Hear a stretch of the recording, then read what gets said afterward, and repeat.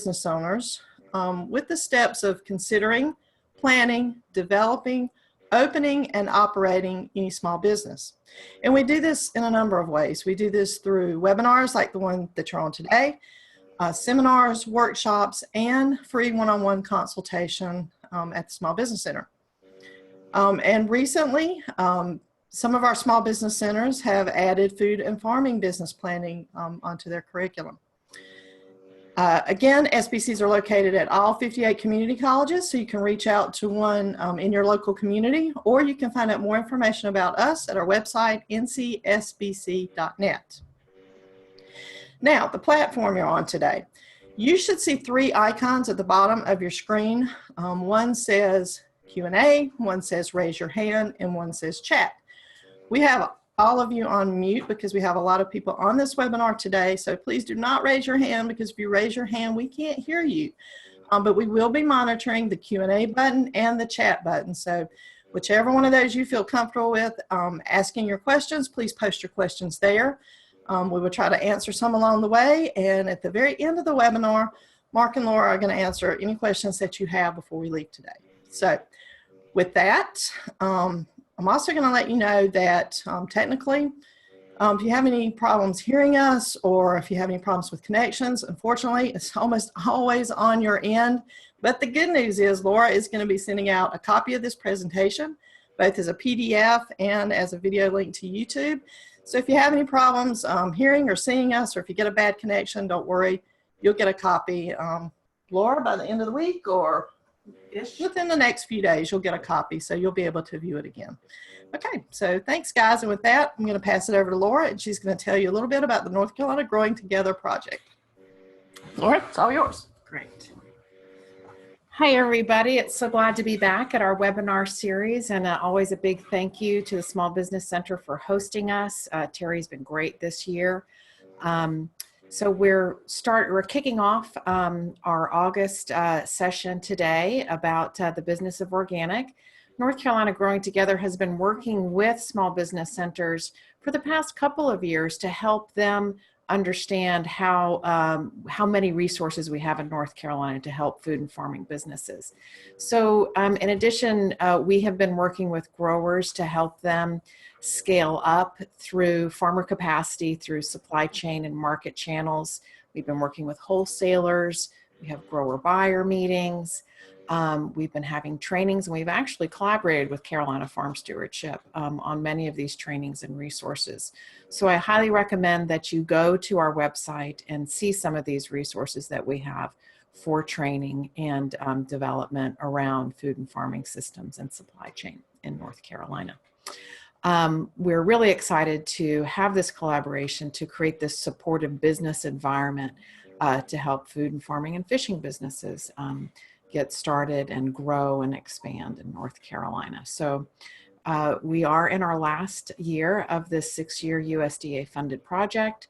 We are, it's really exciting right now. We are converting some of our resources over to a new portal that we'll be sharing with small business centers. It's a food and farm business planning portal. So at the end of our next webinar in September, we'll demonstrate that, and we'll be able to launch that and show you about this new resource. We're really excited. So with that, I will introduce our speaker.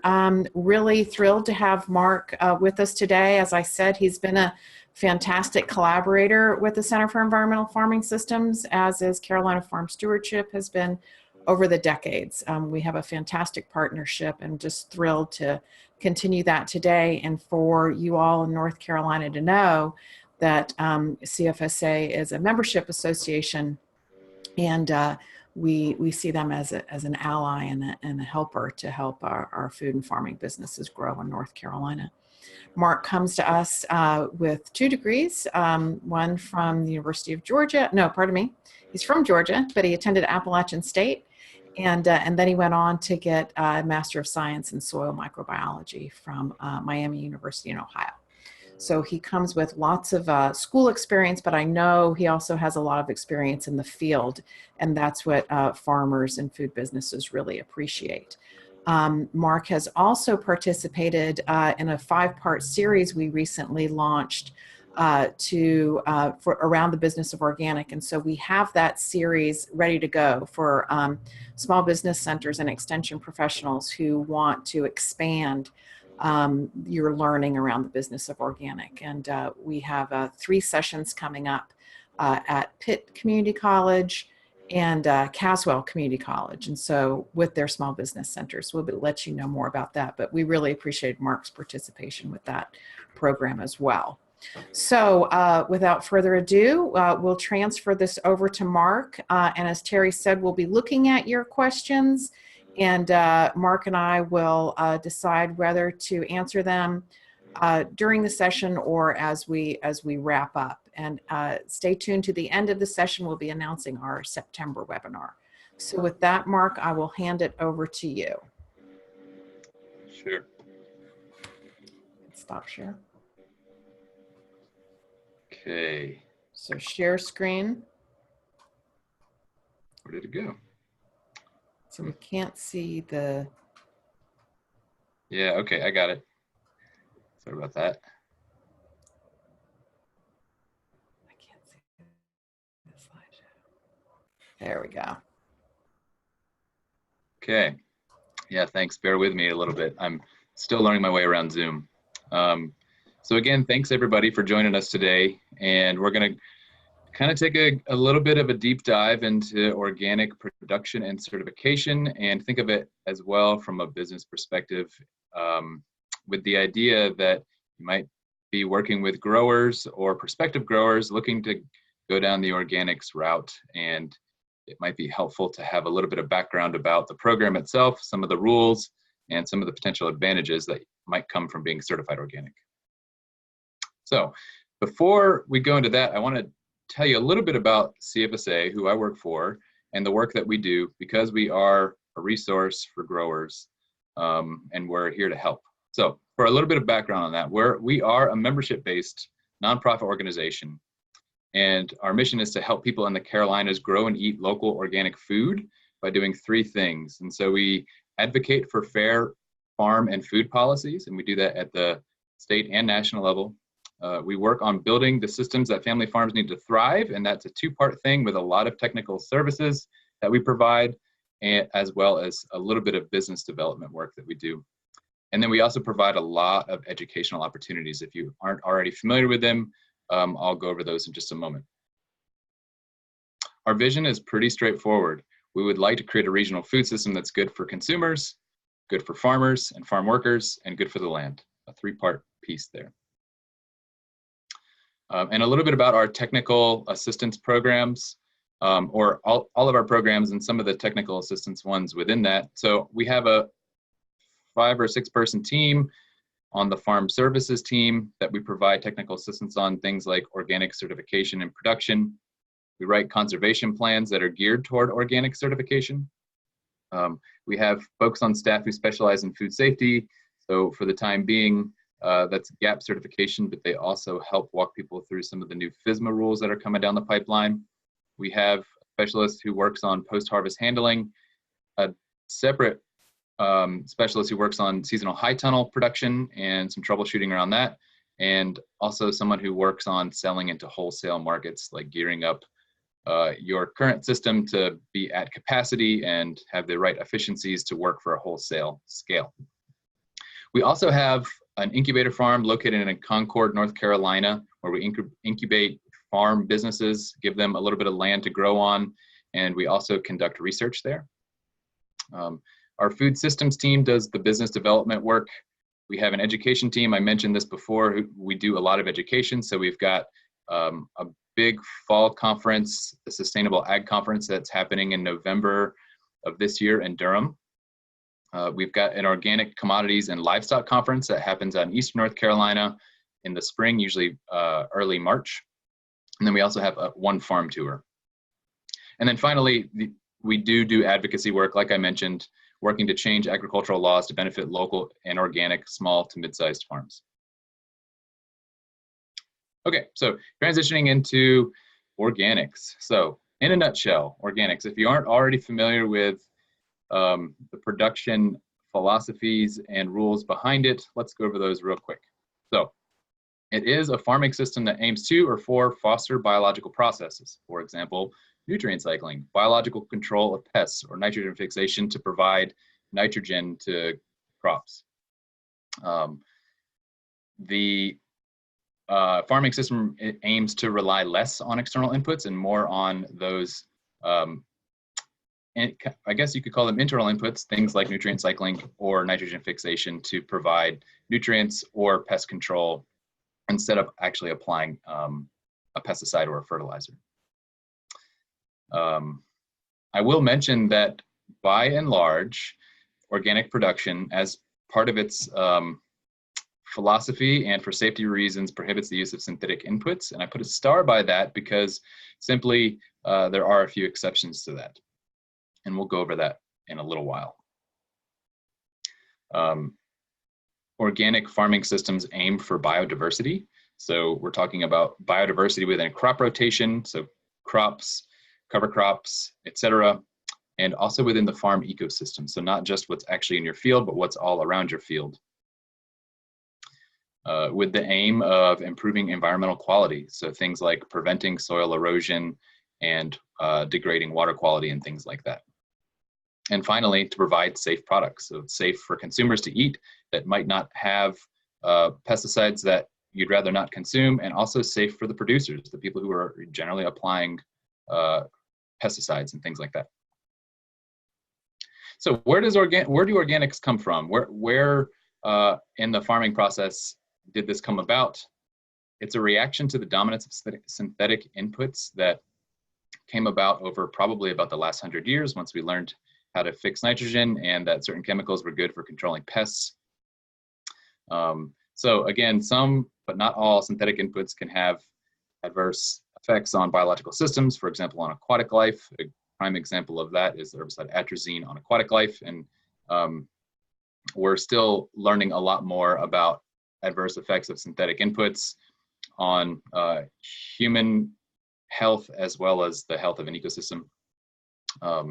And I do want to take the time to point out that not all synthetic inputs are necessarily bad, and there are plenty of organic inputs that come with safety risks as well.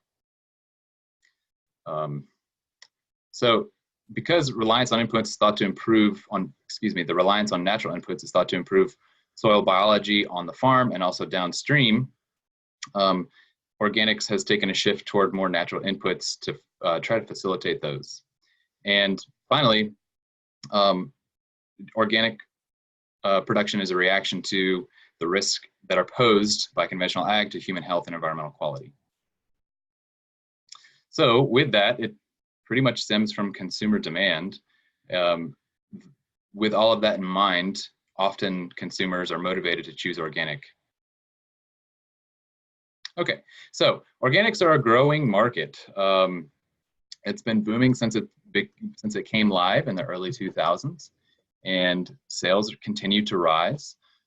So for example, from the year 2006 to the year 2015, sales grew almost 2.5 times, from somewhere around $16 billion to somewhere around $38 billion nationally in the sales of organic, and that's organic food sales. There's plenty of organic non-food sales too. You see the green notch at the top of the bar. That bumps up the total value to about $40 billion by the end of 2015.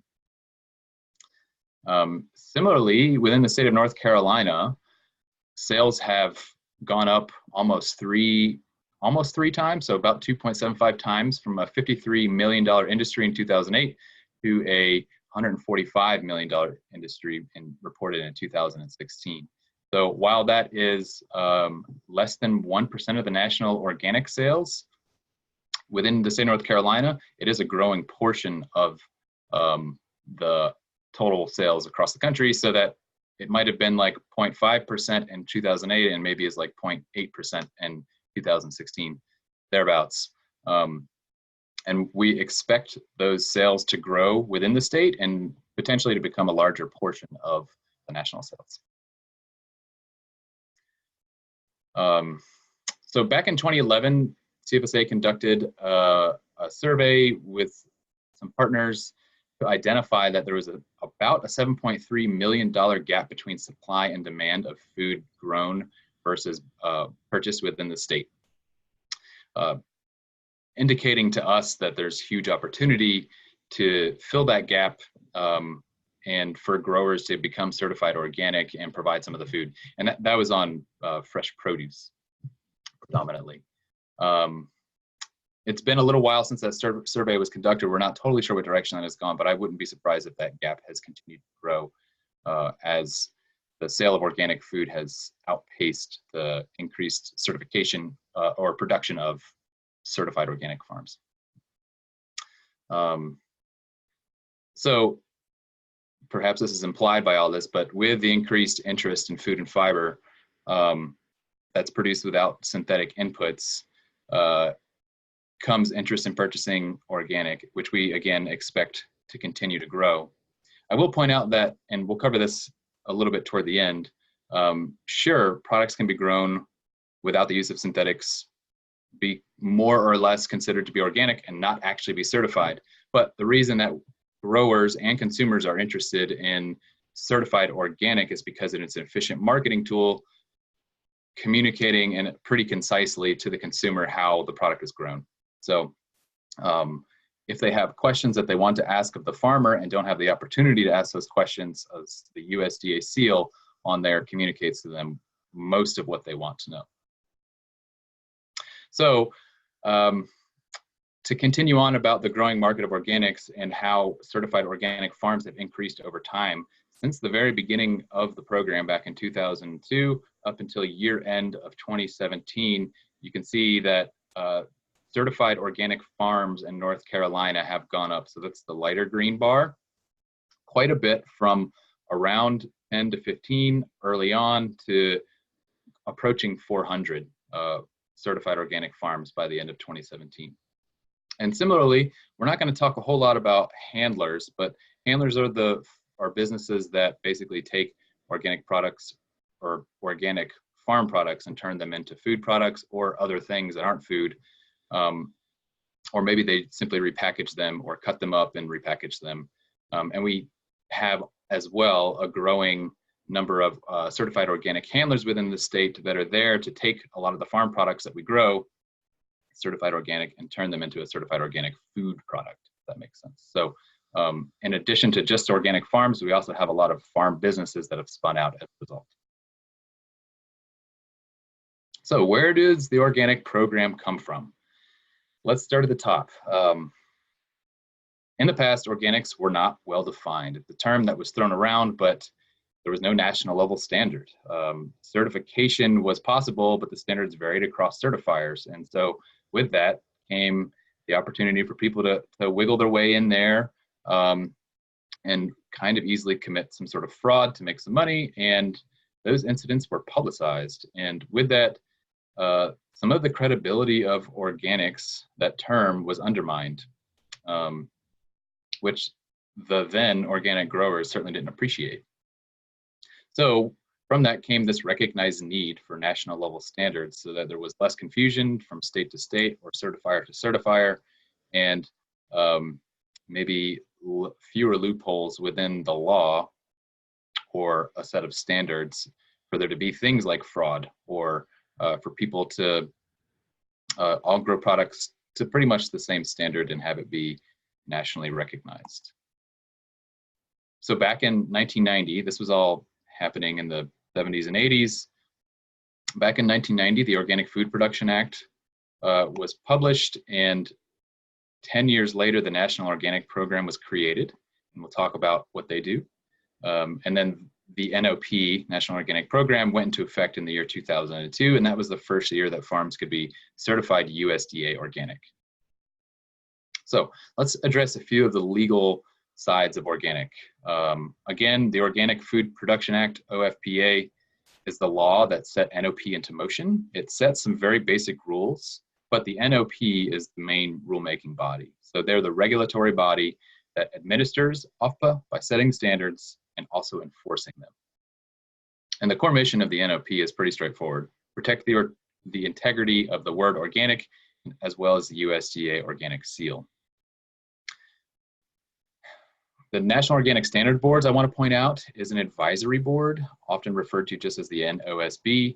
They advise the NOP on practices and materials that are allowed or recommended by the National Organic Program. And so they don't have any sort of rulemaking abilities. They cannot modify any of the standards. They can only make recommendations, but they do, in fact, hold a lot of power because this body makes decisions on what is and is not allowed within a degree, or to a degree, excuse me, so that when there are products that might not fit very clearly into synthetic versus natural, for example, of which there are many, the NOSB steps in to learn a little bit more about the products and how they're used and their effects on people and the environment, whether they're absolutely necessary and so forth, and then make a recommendation to the NOP as to whether or not they should or shouldn't be allowed. And that's just an example. They do a lot of other work. The NOSB is a voluntary, it's filled by voluntary positions that represent different sectors of the organic sector itself. Okay, so who needs to be certified? This is generally a pretty straightforward answer, but let's go ahead and try to answer this because there's a few little details that are worth paying attention to. So anybody who wants to claim organic or certified organic, and so certainly if you say you're certified organic, you mean that you're supposed to mean that you're certified. However, I put organic up there without the word certification, or excuse me, certified in front of it for a reason, and this is because the NOP essentially regulates the use of the word organic. And so while it might be okay to say we grow using organic practices, it's not okay to put organic without certified in front of it unless you are in fact certified. So if you walk up to a farm stand, let's say at a farmer's market, and they have organic tomatoes for sale, clearly written out as organic tomatoes, the expectation and the rule dictates that those are certified organic. And there are, in fact, legal repercussions if folks are selling things as organic, labeled as such, without a certification, with one exception that we're going to talk about in a moment. And so I want to point that out simply because it doesn't have to say certified in order for it to imply that it's certified, because the USDA essentially regulates the use of the word organic. So also anybody wanting to use the USDA organic label, I think we've all seen that. We're all familiar with that. Now, the exception to this rule is that if a grower grosses less than $5,000 a year, they can use the word organic without saying certified organic, and they do not have to be certified. So they could, in fact, choose to be certified, grossing less than $5,000 a year, no problem whatsoever, but they don't have to in order to use that word. Obviously, they can't claim to be certified, and they can't use the USDA organic label. Now, this doesn't apply to everybody, but a non-certified organic farm that meets that exception can't then go ahead and sell its products to a company that's going to turn that product into a certified organic product, or be bulked with other organic products, if that makes sense. Okay, so some of the key players that are involved, again, we've got the National Organic Program, and remember, that's the standard setting body under the banner of the USDA, essentially. There's a certifying agency, that's a third party. They're required to be nonprofits and set up to some legal standards around that. They have no influence whatsoever on the rules that are made. They only, they only interpret the laws and basically grant or revoke certification, which is our next bullet point. And again, they're either private, nonprofit, or state-run. And they are required to be accredited by the USDA in order to operate that business. The third player is the inspector. They're trained by an organization called IOIA. They are not trained by, or they do not have USDA accreditation. Instead, it's a trainer that is trained in basically interpreting the law, providing feedback to the certifying agency on whether a grower is complying with the law, simply. And then finally, the fourth player involved is the grower, or in some cases, the handler. We really only work with growers. Probably most of you are only going to be working with growers. And sorry, back it up a sec. Again, the grower is going to be, let's say, producing farms to the specs dictated by the NOP. They get inspected by the inspector. The inspector feeds that report back to the certifying agency, which then uses its basically interpretation of the law to figure out whether or not it complies with the NOP standards, and then would grant or revoke certification based on that. So some of the certifying agencies, and we usually just refer to them as certifiers, there's about 80 working in the United States, most of which are domestic, some of which are from other countries, such as, I believe, Austria does a lot of work through their Stellar program. Among those, only 21 of them are working in the state of North Carolina. None of them are based in North Carolina, but pretty much all of them have local inspectors or regional staff. And some of them have staff in the state of North Carolina. So if you wanted to, you could go on the USDA's website, you could Google some sort of words around USDA organic certifier or certifying agency to get a list of the certifiers. But let's look at that list right now. So this is a list of certifiers in order of the number of farms or handling operations that they certify in the state of North Carolina. So if you look over on the kind of like the top left, the people doing the most business in organic certification is International Certification Services. And, you know, we probably work with about the top 5 or 6 or 7 of those with growers who use them to get certified organic. And then the remaining, let's say 12 to 15, we don't have much experience working with, and I don't happen to know any growers who work with any of these certifiers, so I can't say a whole lot about them. And my impression is that some of them are sort of mom and pop small businesses who happen to do this on the side, or maybe just have a lot of other business in other states. So there are 3 certification types. Crops, naturally what you might assume, vegetable, fruit, grain, fiber, flowers, tobacco, etc., whatever kind of crops you want to get certified, including pasture. We'll talk about that in a sec.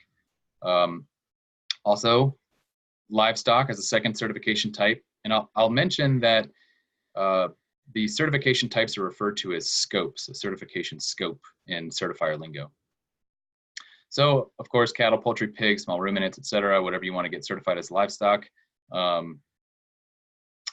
I will also mention that, again, pasture is considered a crop, and so it's common for people who have any animals out on some kind of pasture where an animal is going to be pecking away at the ground, consuming grass, or if in the case of goats, you know, if they're browsing, or maybe even if you have chickens that peck, that land that they grow on needs to be certified as well. So it's common for livestock growers, especially those growing ruminants on pasture, have 2 scopes of certification, a crops and a livestock scope.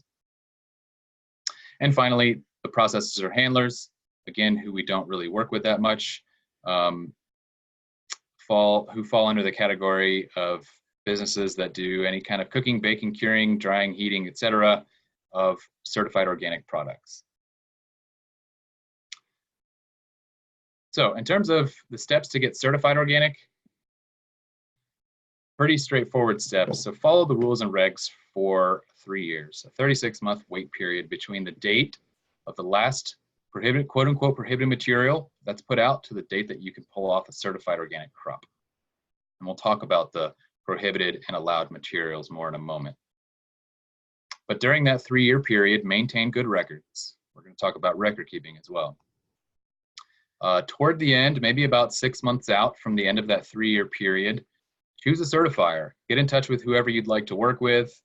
It's a good idea to get a hold of their paperwork ahead of time so that you can know how to organize your record keeping system, and also get on their radar so that your paperwork is processed in a timely fashion so that you can get your certification and sell a certified crop by whatever date you'd like to. So starting about 6 months out or more is a good idea. Again, put in that application near the end of the 3-year period. As a part of that application, you need to develop an organic system plan. It's the main guiding document of your organic production system that identifies a whole lot of things, and we're going to talk a good bit about what's in the organic system plan. And with the development of the OSP, it's helpful to, again, know which certifier you're going to work with, because generally speaking, certifiers have slightly different OSPs, so that you can be filling in information for certifier A instead of a generic template, and generally speaking, your certification is going to proceed a little bit more quickly if you've used their paperwork instead of a generic template. You're not required to use theirs, but it's helpful. And then finally, schedule an inspection, get inspected. That inspection material, like paperwork, goes through some review process by the certifier, and then hopefully 99% of the time, certification is granted. So let's talk about the OSP, the Organic System Plan, because it is a really important document. It's helpful to know what's inside. And if, for example, you have growers coming to you who are asking about what are the requirements for getting certified organic, a lot of those requirements are contained within the Organic System Plan. So first and foremost, it contains basic production info. And so we're talking about things like what crops you're growing, your fertility management, your pest management, and everything in between. I will mention it's a pretty thorough section on your production, but it covers all of the basics as well. The Organic System Plan verifies that no prohibited material is used during your transition period. And so prohibited materials, again, are going to be, generally speaking, synthetic inputs that are, for various reasons, not allowed in organic production systems. And by having records in hand to verify that, which are to a certain extent included on the Organic System Plan, you're verifying to the certifier that none of those materials were applied. And similar to that, measures taken to protect what they refer to as organic integrity. So that might be in addition to not applying certain materials, but also preventing things like drift from a neighboring farm who's putting out an herbicide on a windy day, something like that. And so that might look like a grass strip, it might look like a strip of corn, it might look like a tree line.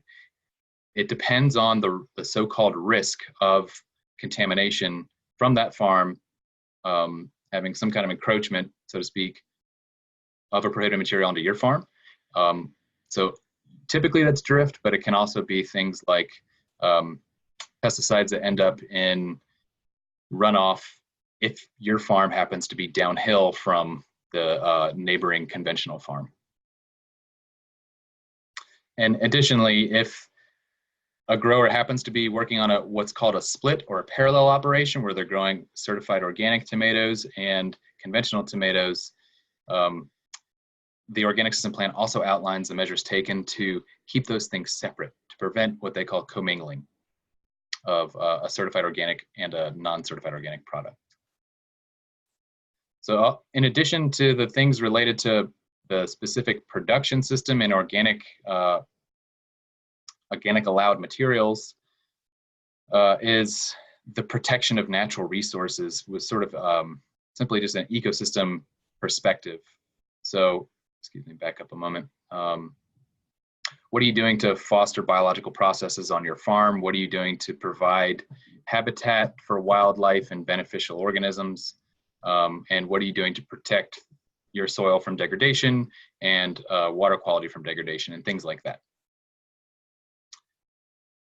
Additionally, in the Organic System Plan is some information on food safety, because of course, food safety is important. We want consumers to be eating safe products. There's a little bit of information in there, or a few rules around how water used for irrigation is tested and what the standards are around that. And then also, perhaps a little bit more importantly, there are rules around the use of manure. And I'm not going to talk a whole lot about that, but the basic distinction is that raw manure requires a wait period between the time that it's applied and the harvest of your crop. And composted manure, which they simply call compost, does not require a wait period. And there are some pretty technical specifications for what actually makes compost. So you could, for example, let a pile of manure compost in quotes for a few years, but unless it meets certain specs about temperature and time, it's not actually considered compost. And instead, despite having sat around for a few years, is still considered raw manure because of the potential presence of pathogens even after a few years of just sitting around. I'm not going to say much more about some of those manure rules, but feel free to follow up if you had questions about those. The organic system plan also identifies a little bit about how records are kept. It doesn't provide a full set of record keeping information. So it doesn't give you the opportunity to, it's not the place that you keep your records, but it kind of outlines how you should keep them or how you might want to keep them, and more specifically, the things that are important to be paying attention to and keeping records for. And finally, marketing and sales information. So like where you sell and how much you sell. So I mentioned this briefly in the last slide. The organic system plan is slim on records, and a big part of maintaining so-called organic integrity, being able to verify that you maintain organic integrity is through your records. And so they're maintained by the grower outside of the OSP. Generally, people keep this on pen and paper, but there's no requirement for how records are kept, so long as they can be interpreted by the inspector when the inspector shows up, and then relayed back to the certifier that what they want to know, they're able to find out from your records. Again, keep these on the farm, not submitted to the certifier. A grower is required to keep them for 5 years. After 5 years, they can toss them, but the law dictates that they keep their records on hand to be accessed basically by the certifier, although via the inspector over a 5-year period. So again, scrutinize during inspection. So the records that are kept that are really important, all inputs, so what, when, where, and how much went out in the field or in the greenhouse or whatever it is, and all operations, what, when, where, you weeded, you harvested, where did you do it, that sort of thing. Also, there's this important aspect that gets overlooked in the record keeping system because it happens during the inspection, but an inspector needs to be able to trace a product from seed to sale, basically. And so what we mean by that is the seed source needs to have a clear paper trail that it was certified organic, and if not certified organic, then the other requirements are met, and we can talk about that if you'd like during the Q&A. The acreage that this one crop is planted out on, yield for that crop, and then based on the acreage it was planted on, how much you would expect to have sold, and then that's compared to sales receipts. So the idea here is that an inspector and a certifier wants to know that more or less you're not committing fraud. So that in the case, you plant 500 cabbages and then you sell 475 cabbages, that makes sense. But if you planted 500 cabbages and you sold 1,000 cabbages, that would raise a red flag, and one might assume that you're doing something illegal, like buying cabbages at a reduced cost and then turning them around and selling them as organic. That's not super common, but they keep an eye out for it every single time because they've been burned and it's just a standard practice. Okay, so let's talk about some of the main regulations, some of the main rules in the rule book. We've mentioned a few of these. So the land needs to be managed organically for 3 years prior to the sale of in order to be certified and prior to the sale of a certified product. So that means more or less 3 years without the use or application of a prohibited material. As for allowed and prohibited materials, the simplest way to sum this up is that synthetics are prohibited and natural materials are allowed. I'm not going to dive into detail of that for the sake of time, but I put a star next to that because there are a few exceptions, and there are synthetic materials allowed for use that's generally for livestock. There's a few for crop production and handling and things like that. And if it is in fact a natural material, you can almost always assume that it is an allowed material, but it's worth checking in on that, and we'll talk about checking in on that in a few slides later. Record keeping, again, a lot of records need to be kept and kept well in order to verify that you're following the rule book and, again, not committing fraud. So your records are there to verify organic integrity. I want to emphasize that. So again, operations input, harvest, sales, etc. The regulations do require that you spell out a lot of things on how soil fertility and environmental quality are managed. So in terms of soil fertility, generally speaking, this is about natural resources like soil and water quality. And I'm not going to talk in much detail about a lot of these because they're mostly for the sake of time, but they're to a certain extent pretty involved. All right, so where your seed and planting stock came from, more or less the rule on that is it needs to be certified organic in order to be used. Seed can be purchased as not certified organic if it's not treated and therefore doesn't contain a prohibited material. And also you looked for certified organic seed. If certified organic seed is not commercially available, quote unquote, then it's okay to use non-certified seed so long as it's not treated, and you're required to have shopped around to at least 3 sources to verify that. And again, that seed search is required to be a part of your record keeping system as well. And planting stock, generally speaking, if you're planting out some sort of perennial fruit or other thing, or something that grows some other kind of product, they can be sold as organic if purchased as not organic after 1 year of organic management. So the expectation again is purchase organic seed or planting stock, but in the case of planting stock, you can sell organic after a single year of organic management. And we can take questions about that toward the end if we wanted to. In terms of a crop rotation, there are some rules around that spells out approximately what they'd like. The focus is on diversity, more or less, of having a diverse crop rotation to do things like suppress pests over time. And there's a single must, and the must is that you just cannot put the same crop back to back. There must be a crop between it. So if in the off chance there was a corn grower, let's say, that grew corn on corn year to year, up for a few years, then they would not be allowed to be certified organic unless they stuck in, let's say, a winter cover crop between that. And we're certainly not advocating that folks are going to grow a monoculture single crop year after year, but that is an extreme example of what's required in a way to get around that. Okay, I believe this is almost our final regulation for among the main regulations. When it comes to pest management, long story short, the main rule is that preventative practices must be used before pesticides. And so that's things like using a crop rotation to break up the cycle of diseases or insect pests, things like that. Use flame weeding, use mechanical cultivation, hand pick bugs, etc., before you go out there with a spray pack or the boom sprayer, etc.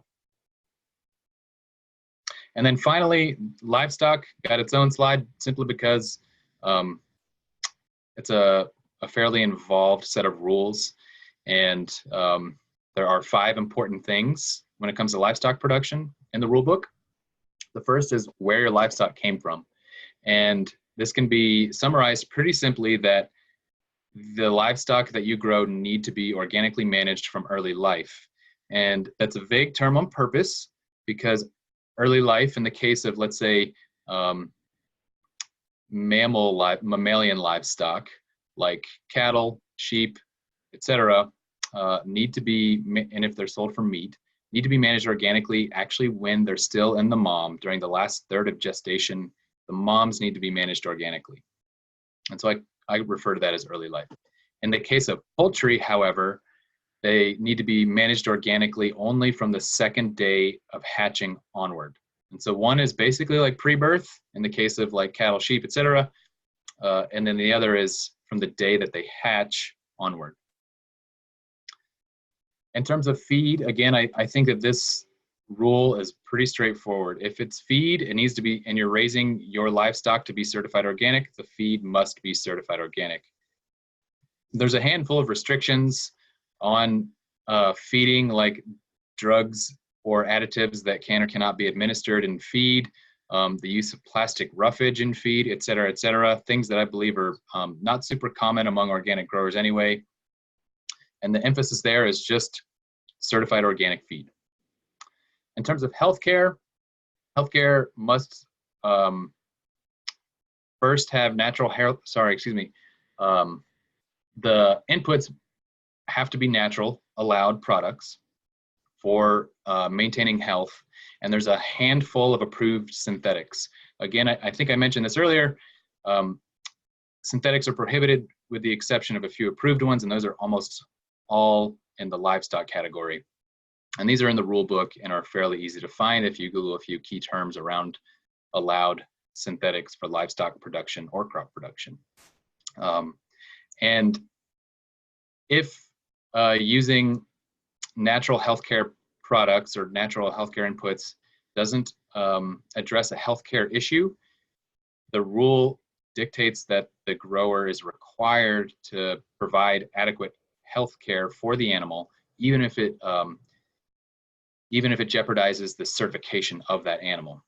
And so, for example, if an animal has some severe problem and needs to be treated with a synthetic that's not allowed, the grower is expected to administer that, improve the health of the animal, and then basically pull them out of the certified organic herd or whatever it is.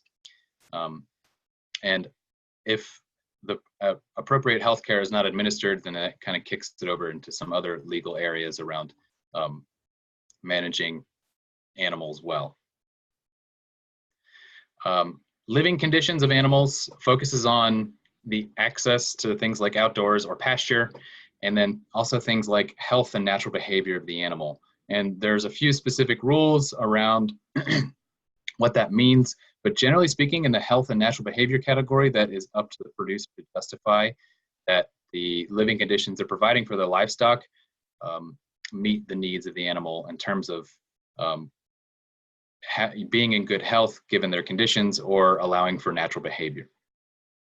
And then finally, there's the fifth livestock rule is for pasture, and that's only for ruminants.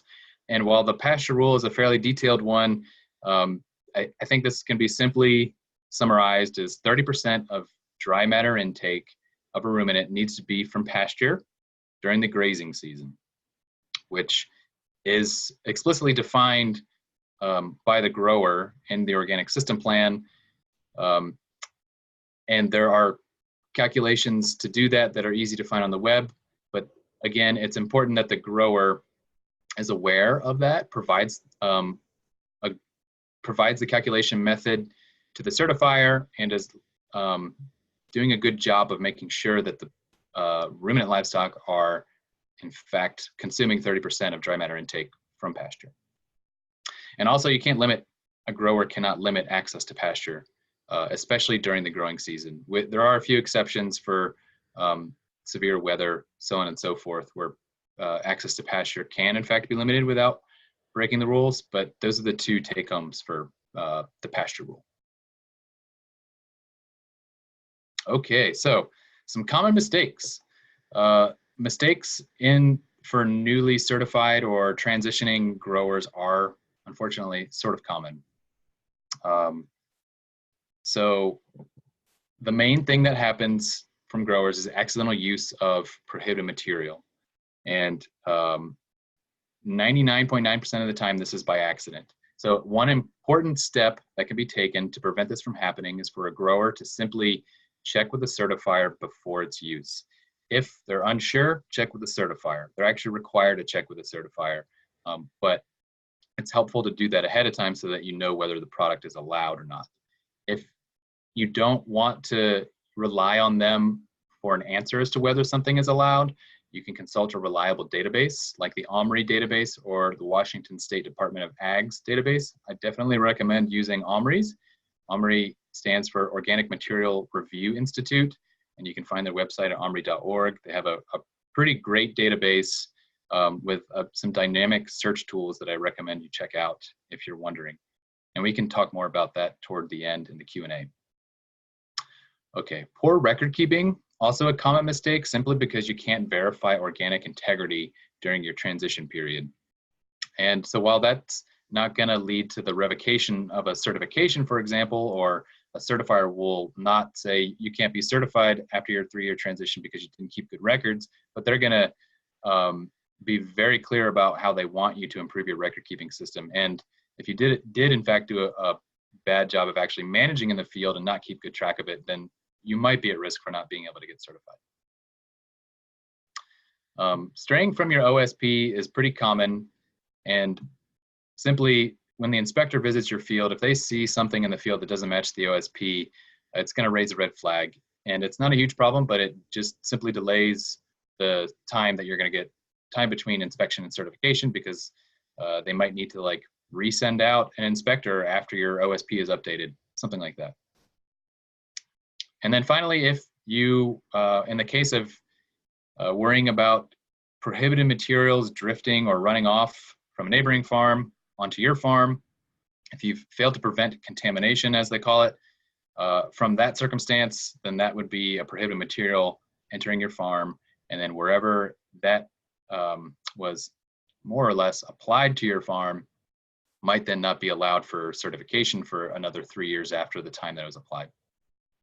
And for the final point about this, commingling, again, is when you have a split or parallel operation and you don't do a good job of keeping your organic tomatoes separate from your conventional tomatoes, and then you sell, you know, some sort of combination of the two as organic. Failure to prevent that commingling too is can be problematic for growers as they're learning how to keep those things straight. Okay, so let's talk a little bit about the certification costs. Certifiers charge different things. That's not surprising. All have different fee schedules, but they are generally kind of in the same ballpark.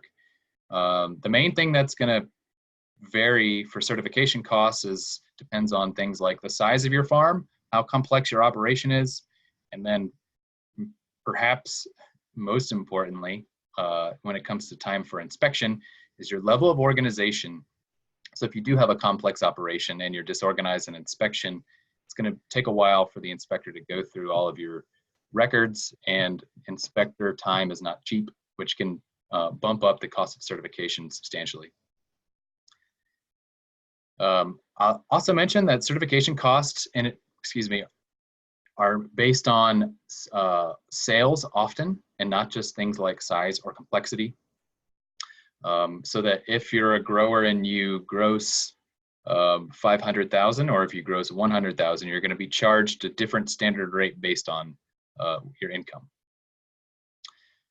I recommend that growers shop around and ask a lot of questions when it comes to sales, administrative fees, etc., to get a good handle on the cost of certification for their very specific operation, acreage, crops, complexity, and so on.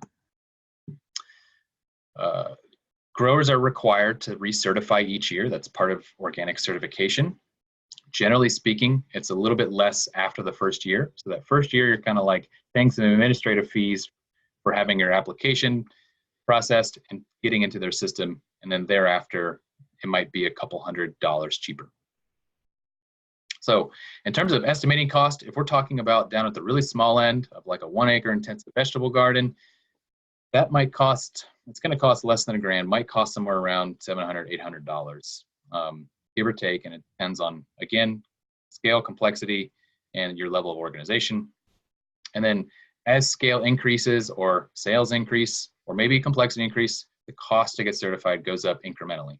And so to think about that in terms of cost of certification per acre, and you could swap out that bottom axis that says acres for, let's say, dollars that you earn, the cost per acre or cost per dollar earned goes down quickly as acreage or dollars earned increases. And so at 1 acre, $600 for certification, and then add a few acres, and that might drop to $300 per acre so that the total, again, is going to be more as you add acreage or scale or complexity, but the cost per whatever that unit is going to go down and down and down, so that at a 100-acre farm, you're not paying $1,000 per acre, of course. I do want to point out that the NCDA and the Farm Service Agency both host a cost share for getting certified organic. And so they provide $750 as a maximum amount as a rebate, which is essentially a reimbursement for the cost of getting certified organic. And that is 75% of the cost of certification, up to $750. So in the case of like $1,000 cost, you're going to net $250 cost on that. If it's only a $500 charge to get certified organic, your net cost is going to be $125 after the 75% of 500 is paid for. And on the flip side of that, if your cost is more than $1,000 and you pay, let's say, $1,500, you get that $750 reimbursement, and the net cost is $750. Again, is a reimbursement and not an upfront payment. I do want to mention, as sort of a final note on certification, that back in 2017, the USDA created the Certified Transitional Program. The idea being that during that 3-year transition period, you're managing organically but not getting paid the premium for it. And so you may be able to, for a reduced cost, get certified as transitional to access a price premium that's not the full price premium organic, but might help to incentivize transition by like easing the cost burden associated with it. Hopefully lowering the cost barrier to get certified.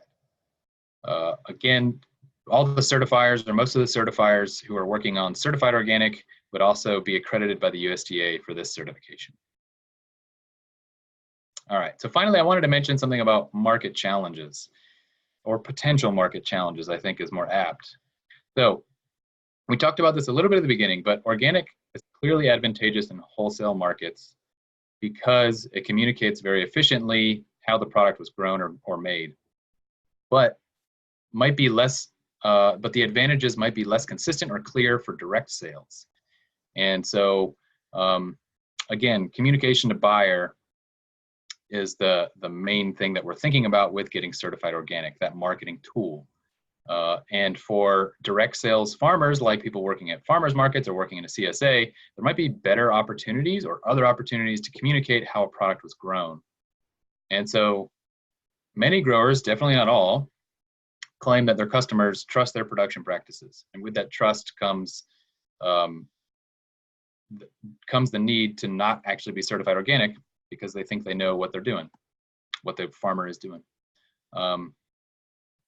And similarly, growers also claim occasionally that local is more important than organic for their customers, and they can't charge any more than what they're already charging, so an organic certification isn't going to pay. And this is probably very regional or area-based, depends on the customers.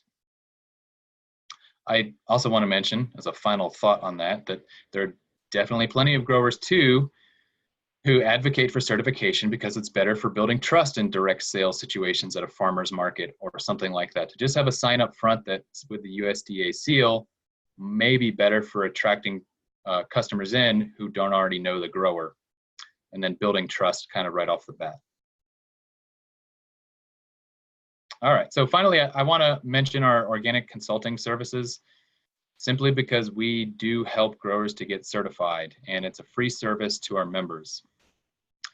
One-on-one consulting is totally free. Plenty of Q&A opportunities for the rules and regs. We can assist in the development of the OSP, which is, it can be a burdensome document, help figure out record keeping and record keeping systems. In fact, we could review paperwork prior to inspection, do a mock inspection.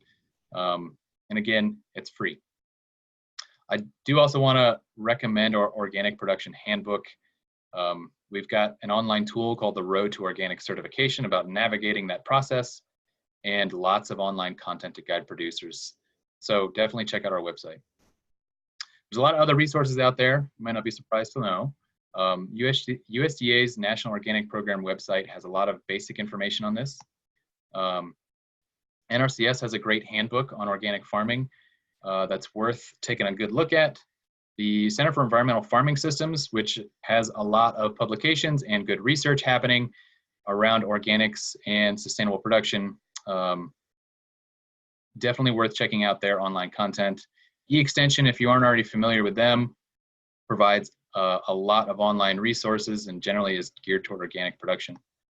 NC State's National Organic Program, their state level organic program is worth checking out the website for. Finally, ATRA, the USDA Sustainable Ag Wing that has a ton of good online content and worth checking them out as well. Okay, time for questions. Believe we're right at 1 o'clock right now.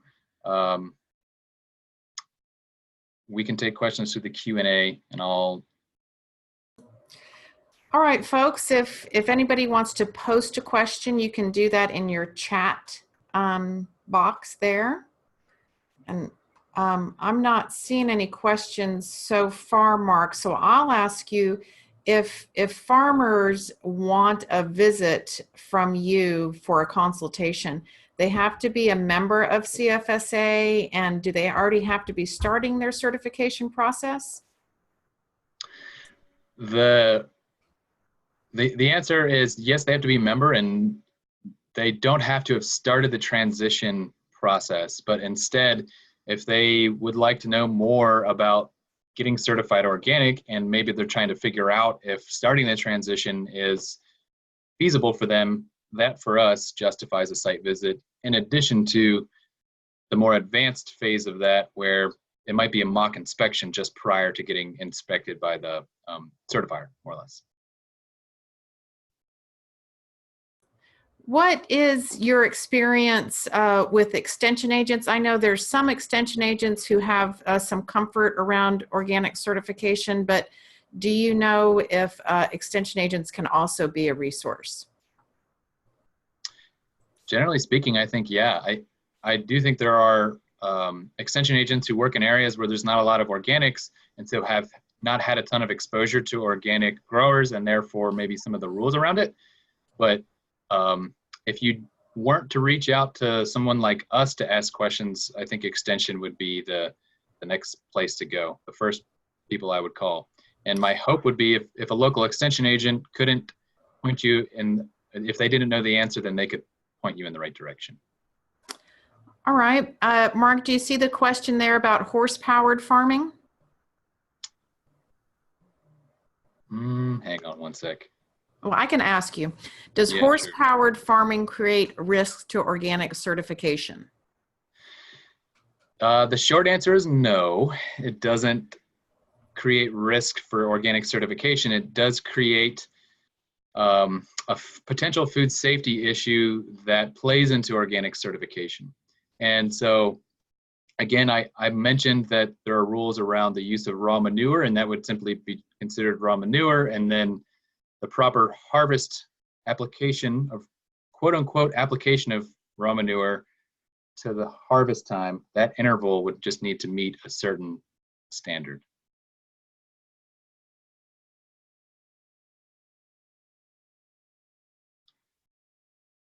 Laura, it sounds like you're muted. Right. If farmland has not been used for 2 years, do you still have to wait 3 years to be certified organic? That's a good question. If it's been fallow and essentially unmanaged, then no records need to have been kept, and it would be basically a 1-year wait time after that. So the short answer is 1 year, and you're probably good. If it happened to have been sitting without or not have been farmed conventionally for 2 years, but you were farming it organically and not keeping records of how you were farming, then you don't have the records in place to verify that you were following the rules and regs, and so it would kind of be delayed probably 2 years or until you started keeping good records, if that makes sense. Right, and that's such a good point, and I think it's something that small business centers always emphasize is the need for good record keeping, whether it's organic or really any business. So it's something that that we really do want to inspire folks to do. All right, we've got time for maybe one more question.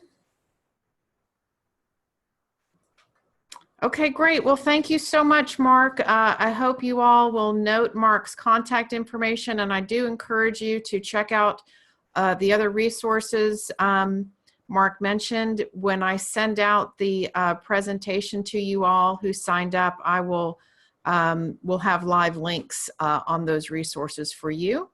And you'll also get a link to the live YouTube webinar. All right, so I'm going to go back to my screen. Okay. Because I can go ahead and just. Will you advance for me? Yeah. Yep. Great. So y'all, please note our next webinar is September 26th with the North Carolina Rural Center. Many of you may have worked with them before, but they have a new program. Thread Capital is working with rural businesses, a new lending arm. And it's just good to get an update about how the Rural Center supports food and farming operations in North Carolina. So please stay tuned for that registration information. And with that, we'll end for the day. Thanks so much, Terry, for hosting us. And thank you, Mark. I hope you'll get lots of new friends from this experience and lots of new recommendations. Yeah, thanks everybody for participating. All righty, bye-bye.